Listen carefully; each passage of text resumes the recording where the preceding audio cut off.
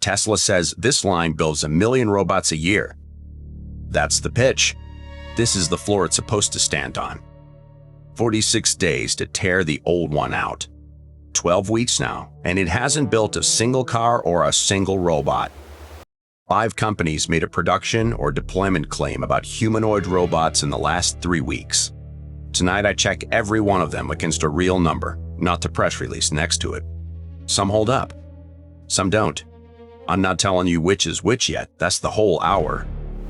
Fremont, California. Until this spring, this floor built the Model S and the Model X 14 years and 11 years respectively, over 600,000 cars. The last one rolled off in early May. 6 weeks later, Tesla's own manufacturing team started tearing the line out and finished in 46 days, fast enough that the company posted a time-lapse of it like a highlight reel. What's left is a floor engineered for 1 million Optimus Gen 3 units a year. As of this week's second quarter earnings call, Tesla says it's still installing that line. Not running it slowly, installing it. 0 units, disclosed or otherwise, in 12 weeks of empty floor. The detail that isn't in that quote between the first quarter shareholder deck and the second quarter one, Tesla quietly dropped every line about Optimus mass production. Not softened it, removed it. That's not a spoken caveat. That's the company's own paperwork getting quieter exactly when investors started asking for a number. Part of why Gen 3 carries something like 10,000 unique parts, and Tesla is building the supply chain for almost all of them from nothing. The car line reuses 40 years of somebody else's tooling. A humanoid robot on Tesla's own account does not. I don't think this is a scam. I think it's a company that said 1 million a year out loud before it had said 1 out loud, and now has to live in the gap between those 2 sentences in front of its own shareholders. Ken Dahlberg, the UC Berkeley robotics professor, put it more gently back in January before any of this. Elon is a visionary, but he promises things that sometimes may take more time than his engineers can deliver. 12 weeks of an empty floor is what that sentence looks like on the ground. That's the biggest promise in this episode, attached to the smallest number. The next one starts at 3.9 million yuan, before you even get to what it does. Unitree's GD01 isn't humanoid labor. It's a 2.7-meter mecha you climb into and drive half a ton with a pilot inside, switching between walking on 2 legs and running on 4. Unitree showed it again this week at WAIC in Shanghai, though the actual reveal was in May. On a 1-minute clip, its own CEO posted of himself piloting it. Starting price, 3.9 million yuan. Depending which outlet you read that week, somewhere between $537,000 and $650,000. A spread wide enough that Unitree's own marketing staff later called the number a preliminary reference price. Pending, in their words, further optimization and cost reduction. A company that hasn't finished pricing its own product in the weeks after announcing it. Look closely at the cockpit and you can see the actual build quality. Tire treads zip-tied on his padding, exposed wiring, a seat with no dashboard or control panel visible anywhere. Independent reviewers who got close to the unit called it unready even for private trials. Unitree is pitching this thing for industrial work, cultural tourism venues, and emergency rescue. That last one is the problem. There is currently no legal category for a vehicle like this in the EU, the United States, or most of China. No published battery figure. No payload figure anyone's independently verified. No certification body has listed it in any industrial safety registry.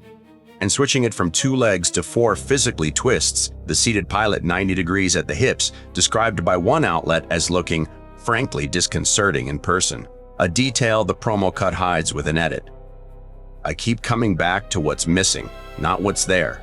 In every account of this reveal, nobody, not Unitree's CEO, not any named executive, went on record about safety or certification. The company let the video do the talking and didn't put a name on the safety question. Compare that to what Unitree actually ships, wheeled, quadruped utility robots like this one, built for inspection and delivery work, with none of the mecha spectacle and, as far as the public record shows, none of its safety gap either. Unitree's robot has the opposite problem of the next one. This one has almost no safety record. The next one has a decade of it and still doesn't have a customer. Boston Dynamics published this 2 weeks ago. Spot rides in the back of a delivery van. A driver loads 2 boxes onto a tray on its back, and it walks the last 50 feet to the door, steps, gravel, curbs included. Then lowers the package down gently enough that they tested it, on camera with a carton of eggs. The target Boston Dynamics has set for itself: 200 packages a day, 5 days a week. Spot working alongside a driver, not replacing one. That's a real specific number.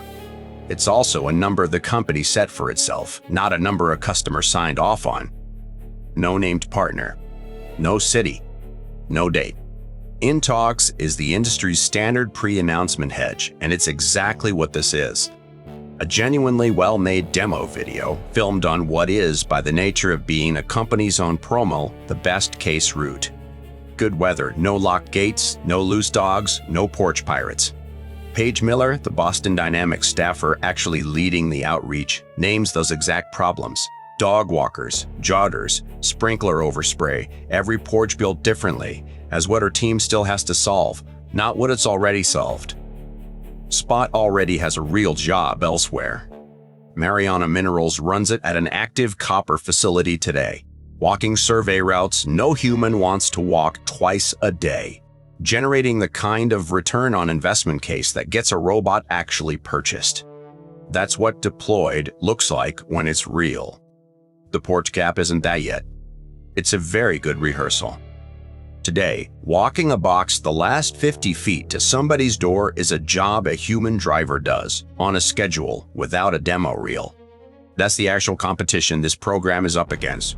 Not a wheeled drone or a worse robot. 3 companies in, and the pattern's been the same each time.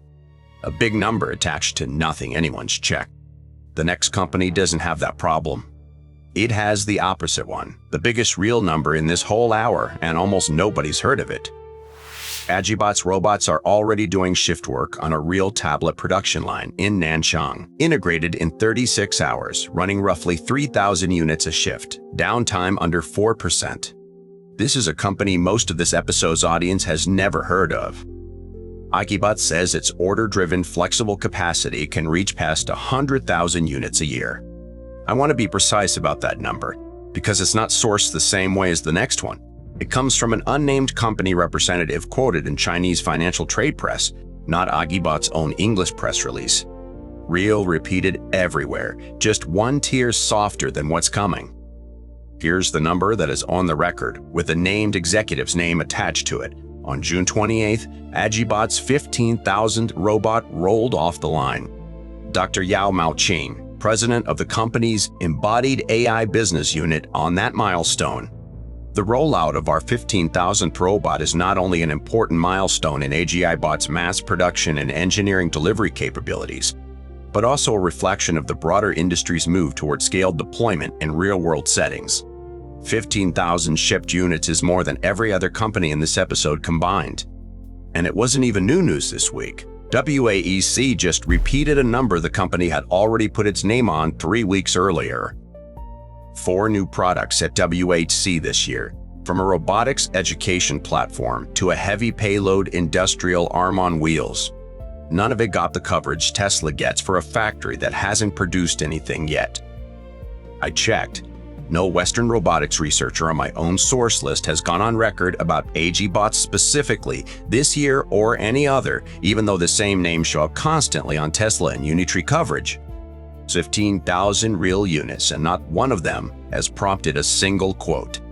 Attention and verified output aren't the same thing, and in this episode, they're pointing in opposite directions.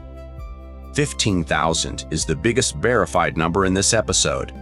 It's not the best documented one. 1 robot a day in January, 1 robot an hour by April. A 24 times increase in cycle time in under 4 months at a single California facility. Over 350 units delivered. That's the whole claim, before I tell you whose it is. This is Figure. The facility is called BotQ, and the customer is BMW's Spartanburg plant, which is where I have to be careful because this is the story I most wanted to be clean, And it isn't entirely. Two numbers that circulate constantly with this story do not hold up when you go looking for where they came from.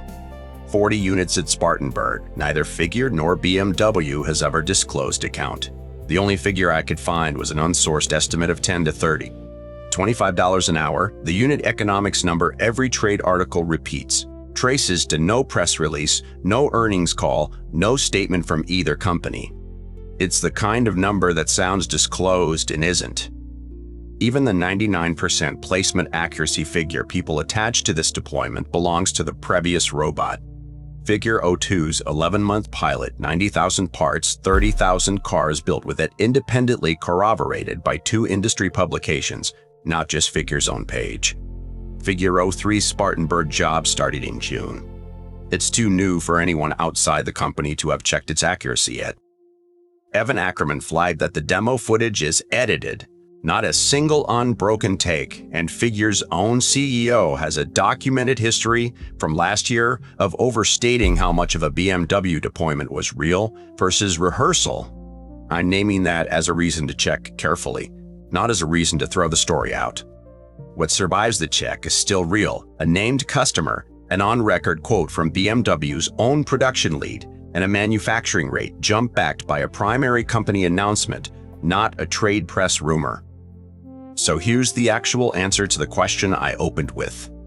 It isn't the robots are real, and it isn't the robots are vapor. It's this. Every company in this hour that gave me a hard number, a named executive, a dated filing, a customer willing to put their own name next to the claim, held up better than the ones that gave me a demo reel. Figure and AgiBot did that. Tesla, Unitree, and Boston Dynamics this month didn't. 5 claims. 2 with a real number behind them. 3 with a video behind them instead. The idle floor I opened with is still idle as this goes out. Tesla's own words, not mine, installing. I'll believe the million when I see the first one. The last time this station covered humanoid robots, it was a fighting league and an ownership buyout links below. Tonight was the quieter version of the same question. Not what a robot can do on camera once, but what a company will put its own name behind. This has been Stardrift.